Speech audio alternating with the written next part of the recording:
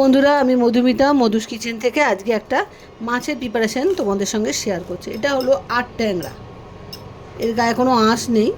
সেই জন্য এই মাছের ভাজার সময় কি কি দিতে হবে সেটা তোমাদের দেখিয়ে দিই। শুধু নুন হলুদ দিলে হবে না। নুন দিলাম, হলুদ দিলাম,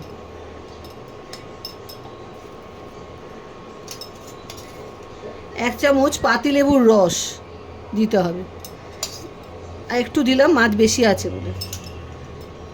আর দেব তেল, এক চামচ তেল দেব, এক চামচ তেল।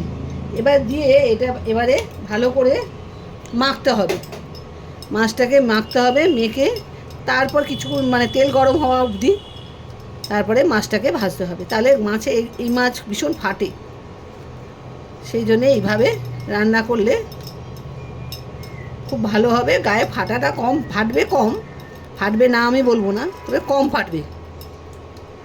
এইভাবে আমি এই যে মাছের আঁশ থাকে না তাদেরকে এইভাবে মাছ ভাজি, তাহলে মাছটা ভালো হয়, খেতেও ভালো হয়, আর মাছটা ফাটেও কম। এবারে নুন হলুদ মাখিয়ে নিয়েছি, মাছের গায়ে হলুদ হয়ে গেছে। এবার আমি ফ্রাই প্যান বসিয়ে দেবো।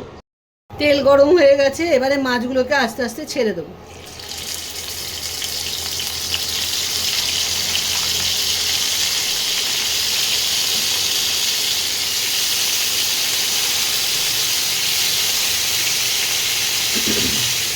মাছটা ফাটার আগেই ঢাকা দিয়ে দিচ্ছি, একটু ঢাকা দিয়ে ভাজাই ভালো।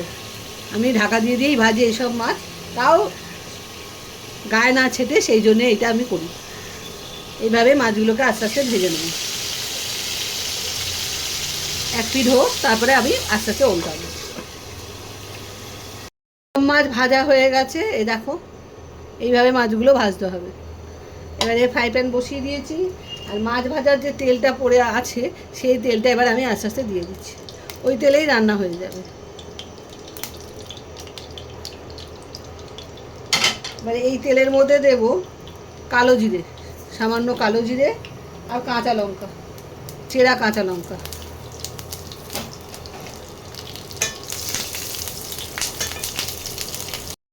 এবারে এর মধ্যে দেব সর্ষে পোস্ত আর কাঁচা লঙ্কা বাটা 2 চামচ, মাছ বুঝে দেবে।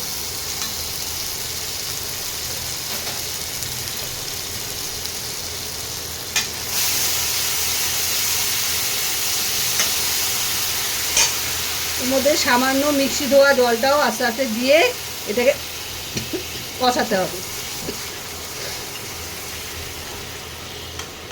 না মশলাটা পুড়ে না যায়।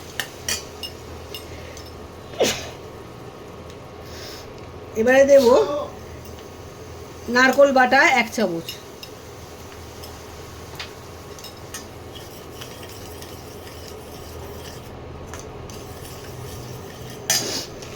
এবার টেম্পারেচারটা আস্তে আস্তে বাড়িয়ে দিলাম।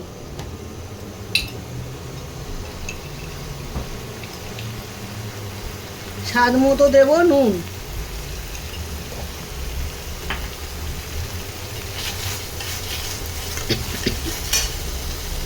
সামান্য জল দিয়ে দিয়ে মশলাটা কষাতে হবে, যাতে পুড়ে না যায়। বারবার আমি বলে দিচ্ছি, মশলাটা পুড়ে গেলে খেতে ভালো হবে না। এবার দেব হলুদ গুঁড়ো,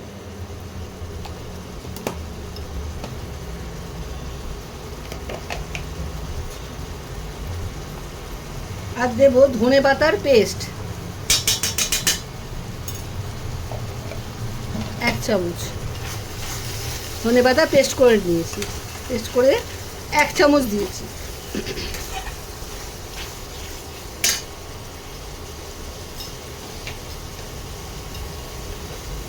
কাশ্মীরি লঙ্কার গুঁড়ো দেবো 1 চামচ। ঝাল লঙ্কার গুঁড়ো দেবো না, কেননা কাঁচা লঙ্কা দিয়েছি, আবার কাঁচা লঙ্কা চিড়েও দিয়েছি। তো তোমরা যদি এর থেকেও বেশি ঝাল খেতে চাও তাহলে কিন্তু শুকনো লঙ্কা দিও। আমরা এর থেকে বেশি ঝাল খাই না, তাই দিলাম না।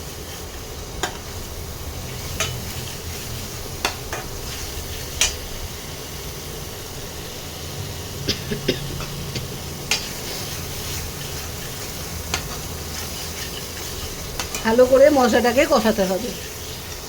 মশলা দিয়ে এবার তেল ছাড়ছে, এবারে আমি জল দিয়ে দেবো।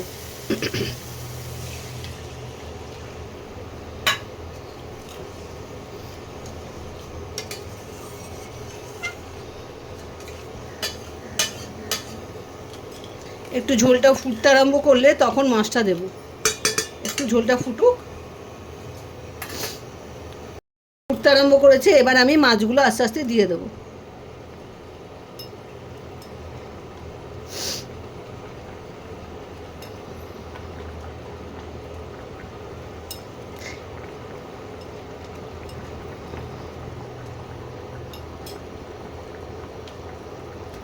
ব্যাস, এবারে এই মাছগুলো একটুখানি মশলার সঙ্গে সেদ্ধ হয়ে নিক, তারপরে তোমাদের দেখাচ্ছি কি করব। তারপরে নামাতে হবে।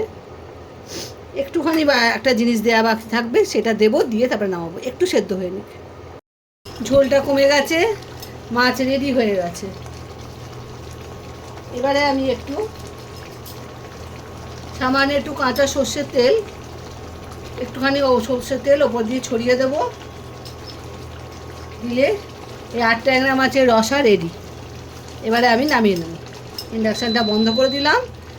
এবারে নামিয়ে নেব। এই সর্ষের তেলের গন্ধটা যেন থাকে, সেই জন্যে লাস্টে একটু সর্ষের তেল ওপরে ছড়িয়ে দিতে হবে, তাহলে খেতে দুর্দান্ত হবে। আমি এবার ঢেলে নিই, ঢেলে নিয়ে তোমাদের দেখাচ্ছি। বাটিতে ঢেলে ফেলেছি, দেখো কি সুন্দর দেখতে লাগছে, দেখলেই খেতে ইচ্ছে করবে। এই 8 ট্যাংরা মাছের রসা দুর্দান্ত খেতে হয়। আজই তোমাদের সঙ্গে শেয়ার করলাম।